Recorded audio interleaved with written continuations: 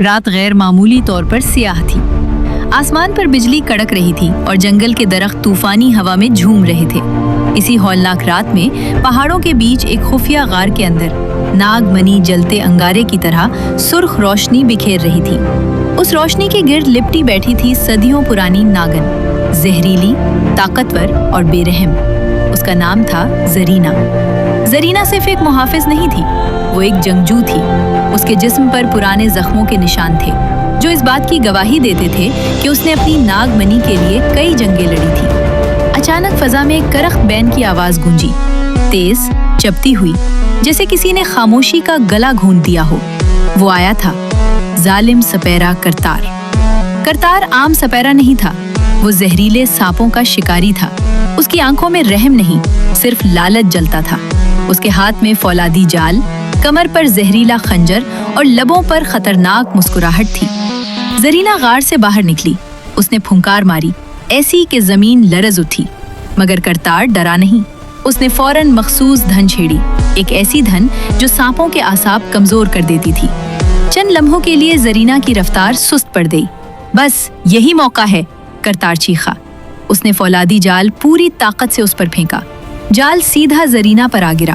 اس کی دھاردار زنجیریں اس کے جسم میں چبھ گئیں۔ وہ تڑپی، بل کھائے، مگر جال مضبوط تھا۔ کرتار قہقہ لگاتا ہوا غار میں گھسا اور ناگ منی کو اٹھا لیا۔ اچانک زمین ہلنے لگی، غار کی دیواروں سے پتھر ٹوٹنے لگے۔ ناگ منی کی سرخ روشنی اور بھی تیز ہو گئی۔ زرینہ نے آخری بار زور لگایا، مگر وہ گر گئی۔ وہ ہار چکی تھی۔ کرتار فاتحانہ انداز میں بولا، آج سے یہ طاقت میری ہے۔ مگر اگلے ہی لمحے ناگ منی کی روشنی سیدھی زرینہ کے جسم پر پڑی۔ اس کی آنکھیں دوبارہ کھل گئیں، اس بار پہلے سے زیادہ خوفناک۔ اس کی کھال سیاہ پڑ گئی، آنکھیں انگاروں کی طرح دہکنے لگیں۔ اس نے ایک وحشیانہ چیخ ماری اور زنجیریں ٹوٹ کر بکھر گئیں۔ کرتار پیچھے ہٹا، مگر دیر ہو چکی تھی۔ زرینہ بجلی کی رفتار سے اس پر جھپٹی۔ کرتار نے خنجر نکال کر وار کیا۔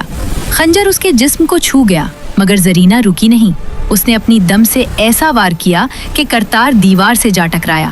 وہ سنبھل کر دوبارہ ناگ منی کی طرف لپکا، مگر یہی اس کی آخری غلطی تھی۔ زرینہ نے پوری قوت سے اس پر حملہ کیا۔ اس کا زہریلا ڈسا کرتار کی گردن پر لگا۔ کرتار کی چیخ جنگل میں گونجی۔ چند ہی لمحوں میں اس کا جسم بے جان ہو چکا تھا۔ غار میں خاموشی چھا گئی، طوفان تھم گیا۔ زرینہ زخمی تھی مگر زندہ تھی۔ وہ آہستہ سے ناگ منی کے گرد لپٹ گئی۔ اس کی آنکھوں میں ایک سرد عزم تھا۔